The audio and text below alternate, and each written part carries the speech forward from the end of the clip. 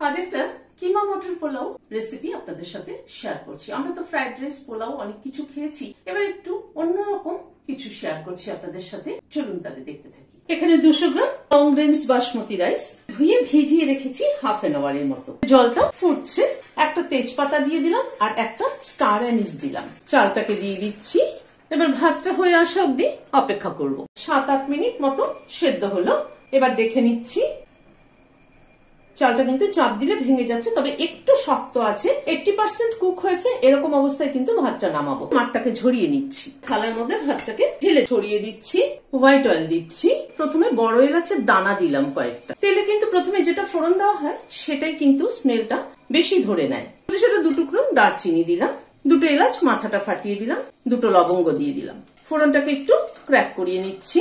এখানে একটা পেঁয়াজ লম্বা লম্বা করে কেটে নিয়েছি, সেটা দিয়ে দিলাম।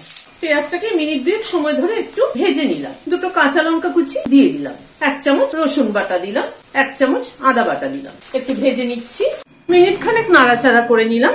ধনের গুঁড়ো দিলাম 1 চামচ, এটা Kashmiri red chili powder half চামচেরও কম, হলুদ দিলাম হাফ চামচ। এখানে 200 গ্রাম চিকেন কিমা আছে, সেটা দিয়ে দিলাম। চিকেন কিমাটাকে কষিয়ে নিচ্ছি। নুন দিয়ে দিলাম। এবার একটু ঢেকে দিচ্ছি। গ্যাসের ফ্লেমটাকে মিডিয়ামে রেখেছি কিমাটা কুক হওয়ার জন্য।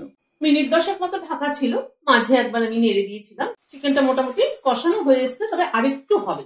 আবার একটু ঢেকে দিচ্ছি। আরো প্রায় মিনিট 2 মতো ঢেকে রেখেছিলাম। ঢাকাটা খুললাম।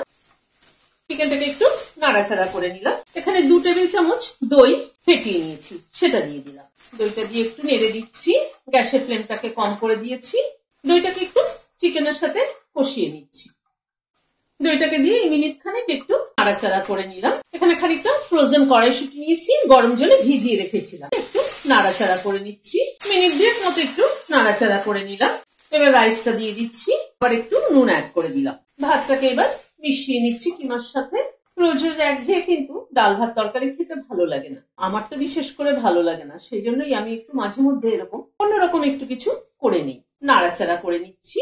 ভাতটাকে দিয়ে যদি একটু কিমার সাথে ভালো করে একটুখানি মিশিয়ে না নেওয়া হয়, মানে একটু ফ্রাই করে না নেওয়া হয়, তাহলে কিন্তু খেতে অত টেস্ট হবে না। মিনিট 2 একটু নাড়াচাড়া করে নিলাম। এবার লেবুর রস দিয়ে দিচ্ছি। একটা পাতি লেবুকে 4 টুকরো করে কেটে নিয়েছি, ছোট পাতি লেবু। 1 মুঠো ধনে পাতা কুচি দিয়ে দিলাম। 2টো কাঁচা লঙ্কা মাথাটা চিড়ে দিয়ে দিই। মিশিয়ে দিচ্ছি।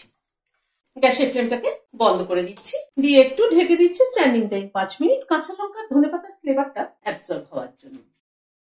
রেসিপিটি যদি ভালো লেগে থাকে তাহলে একটা লাইক এবং সাবস্ক্রাইব করার অনুরোধ রইল। আজ তাহলে এখানে শেষ করছি। নমস্কার।